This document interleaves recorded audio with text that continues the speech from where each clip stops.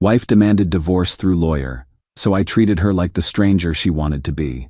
The text that ended my marriage arrived at 2:47 p.m. last Thursday. Cole, I've retained Jessica Torres as my attorney.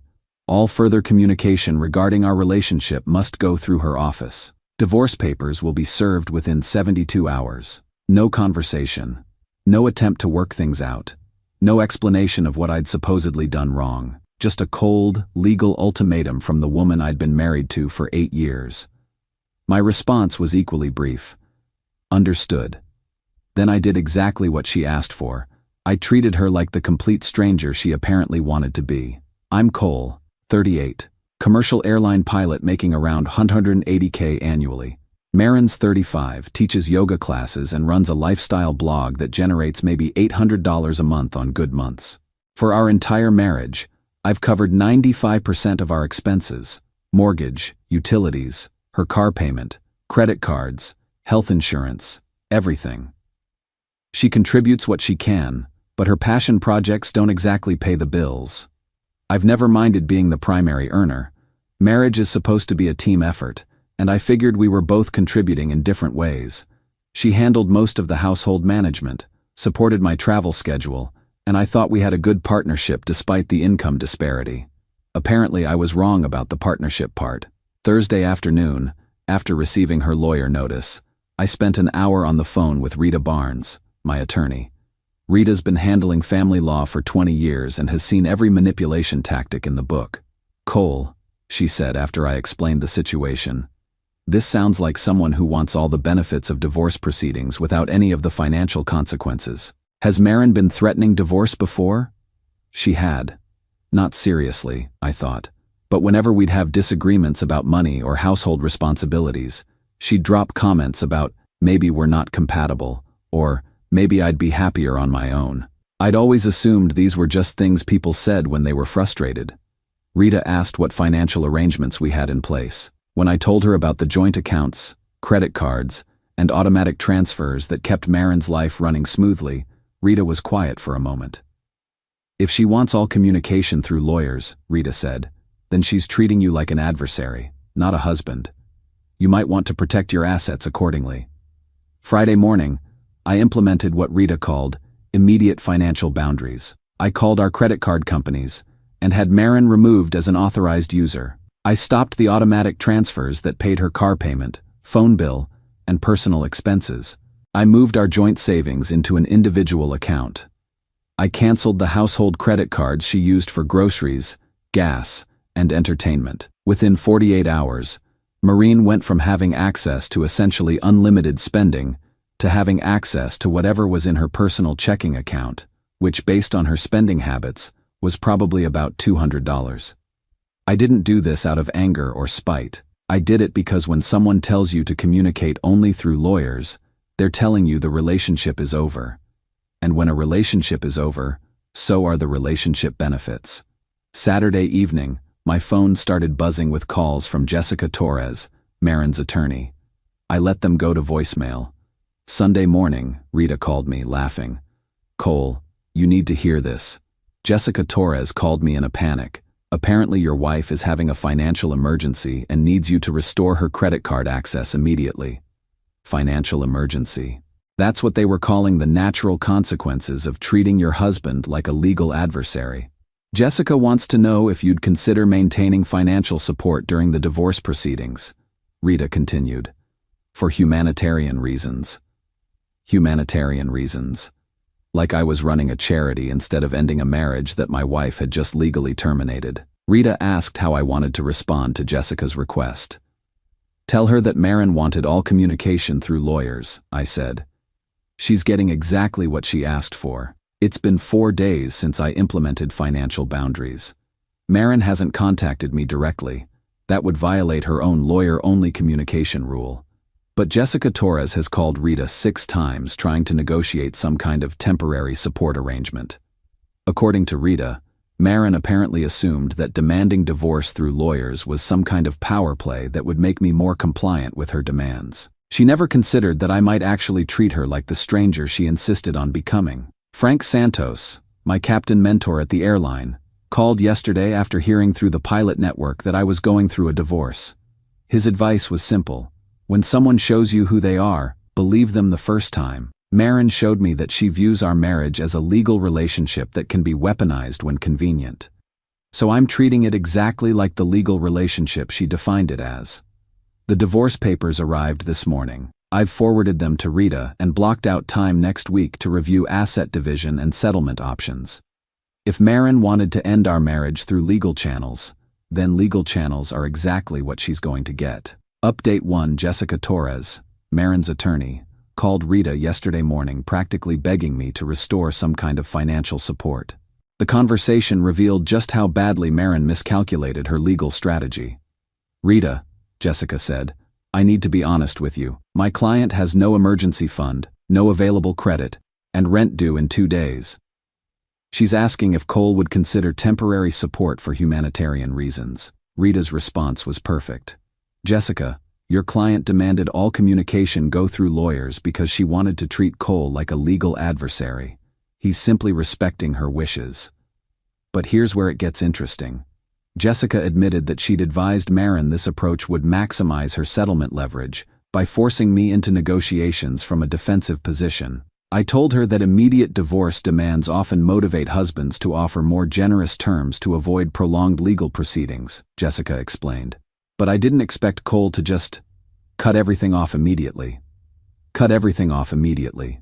Like that was some kind of unexpected power move instead of the natural consequence of ending a relationship. Rita asked Jessica what legal basis Maren had for expecting continued financial support during a separation that she initiated. Long silence. Then, honestly, none. In our state, there's no obligation to maintain support during divorce proceedings unless there's a court order. But my client assumed Cole would continue paying her expenses during the process. Assumed. Maren assumed that I'd keep funding her lifestyle while she legally dismantled our marriage. According to Jessica, Maren is shocked that I implemented financial boundaries so quickly. She apparently expected weeks of negotiation, emotional appeals, and gradual transition planning. Instead, she got exactly what she demanded. Purely legal communication with no emotional accommodation. Rita pressed Jessica for more details about Maren's situation. Turns out it's worse than I thought. Maren's credit cards are maxed out because she'd been using them for lifestyle expenses, assuming I'd pay them off as usual. Her yoga classes generate about $400 monthly, and her blog income has been declining. She's been living entirely on the financial foundation I provided, with no backup plan for independence. My client may need to move back with her parents, Jessica admitted. She doesn't have the income to maintain her current living situation without Cole's support. Move back with her parents. At 35 years old. Because she weaponized our marriage without considering the financial realities of actually ending it. Frank stopped by yesterday evening to check on how I was handling everything. When I told him about Jessica's panic calls, he just shook his head. Cole, I've seen this pattern with 3 other guys in our company. Wife threatens divorce thinking it'll scare husband into being more compliant. When the husband actually agrees to divorce, suddenly they want to work things out. Frank thinks Maren never actually wanted a divorce. She wanted the threat of divorce to manipulate me into changing whatever behavior was bothering her. Problem is, Frank said, once you pull the divorce card, you can't really put it back in the deck. Trust gets broken permanently. He's right. Even if Maren wanted to reconcile now, how could I trust someone who used legal warfare as a relationship negotiation tactic? Rita called this morning with an update. Jessica Torres wants to schedule a meeting to discuss temporary support arrangements that might benefit both parties. Rita's recommendation: tell them that Marin defined this as a legal matter requiring lawyer communication. If she wants support, she can request it through proper legal channels with court documentation. No more assumptions. No more taking my financial contribution for granted. If Maren wants anything from me now, she can legally justify why she deserves it. According to Rita, Jessica is realizing her client's position is much weaker than initially assumed. Settlement leverage only works when the other party is afraid of consequences. When someone welcomes those consequences, the leverage disappears entirely. Madison, Maren's sister, texted me yesterday asking if we could just talk about working things out. I forwarded the message to Rita, and reminded Madison that all communication needed to go through legal channels. Maren wanted to treat me like a stranger. Strangers don't get special access or emotional consideration. They get exactly the legal boundaries they demanded. Update 2. Marin broke her own lawyer-only communication rule yesterday by showing up at my apartment, and the conversation revealed just how manipulative her entire divorce strategy had been. I got home from a 3-day flight rotation Tuesday evening to find Maren sitting in her car outside my building. When she saw me, she got out and approached with this desperate, almost panicked energy I'd never seen before. "Cole, we need to talk," she said, completely ignoring the fact that she'd specifically demanded all communication go through attorneys. I reminded her about the lawyer-only rule. Her response was immediate. "Forget the lawyers. I made a mistake. We can work this out." Forget the lawyers. The legal strategy that was supposed to give her maximum leverage had become an inconvenience she wanted to abandon. I told her that if she wanted to communicate, she needed to follow her own rules and contact Rita. But Maren started crying, which was unusual. She's not typically an emotional person. "Cole, I can't afford my apartment anymore. I can't afford anything. I didn't think you'd actually cut me off completely." Didn't think I'd cut her off completely. After she'd legally ended our marriage through attorney demand. "You demanded divorce," I said. "Divorce means the relationship is over. When relationships are over, so are the relationship benefits." That's when she admitted something that changed my entire understanding of what had happened. "I didn't actually want divorce," she said. "I wanted you to realize how much you needed me.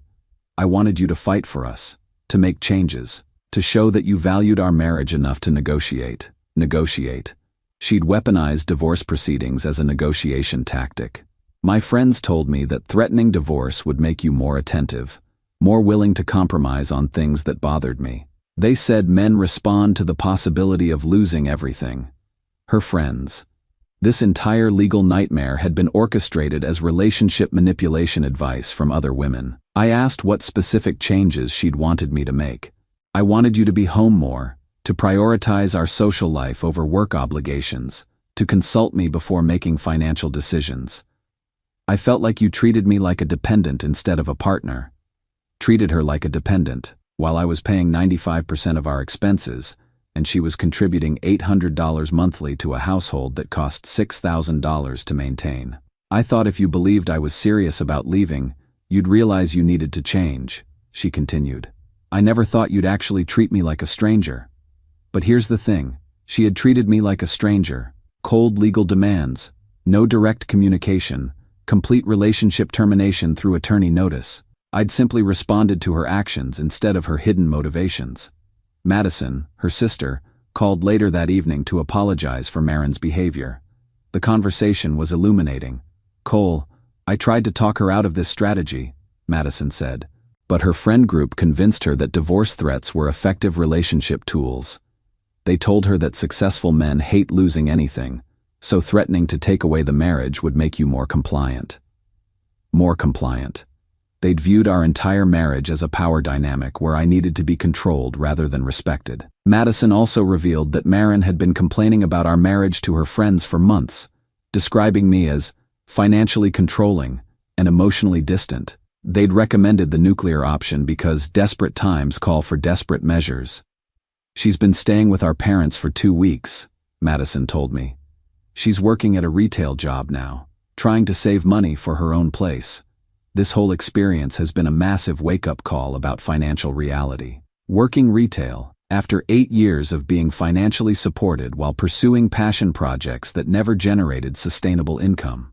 Wednesday morning, Jessica Torres called Rita with a final attempt to salvage something from Maren's legal strategy. "My client would like to withdraw the divorce petition and attempt marriage counseling," Jessica told Rita. Rita's response was immediate. "Cole will respond to that proposal through proper legal channels after reviewing all documentation. No more emergency calls. No more panic negotiations. If Maren wanted to reverse course on the divorce she'd demanded, she could follow the same legal processes she'd insisted on using. But honestly, the damage is already done. I can't unknow that Maren viewed our marriage as a power struggle, where legal threats were acceptable manipulation tactics. Frank was right about trust being permanently broken. Even if we attempted reconciliation, I'd always wonder what other nuclear options she'd consider if she didn't get her way in future disagreements. Maren taught me that financial support is a privilege that should be earned through mutual respect, not demanded through legal intimidation. She wanted to find out how much she meant to me by threatening to leave. Instead, she found out how much our marriage meant to her by actually facing the consequences of leaving. Final update: I wasn't planning to update this story again, but the past 6 months have been so transformative that it feels worth sharing the resolution, especially for anyone who's ever had someone weaponize legal threats in their relationship. The divorce was finalized 3 months ago. Rita structured the settlement beautifully. I kept the house, my retirement accounts, and most assets I'd acquired before and during marriage. Maren received minimal alimony for 2 years, just enough to help with transition costs, but nowhere near enough to maintain the lifestyle I'd been funding. The most satisfying part wasn't the financial outcome, though. It was discovering what my life actually looks like when I'm not constantly managing someone else's financial irresponsibility. My monthly expenses dropped by about 60% immediately after the divorce. Turns out Maren's modest lifestyle was costing me nearly $3,000 monthly beyond basic household costs. Restaurant meals, spa treatments, boutique clothing, premium gym memberships, weekend trips with friends, all the lifestyle elements I'd been subsidizing without really tracking the cumulative cost. I bought a smaller place closer to the airport, upgraded my truck, and still have more money left over each month than I'd seen in years. Financial freedom after 8 years of being the sole income provider feels incredible. Rita and I became good friends through this process. She helped me recognize patterns of financial abuse I'd been ignoring throughout my marriage. "Cole," she told me during one of our final meetings, "you weren't a husband to Maren. You were a financial resource she happened to live with."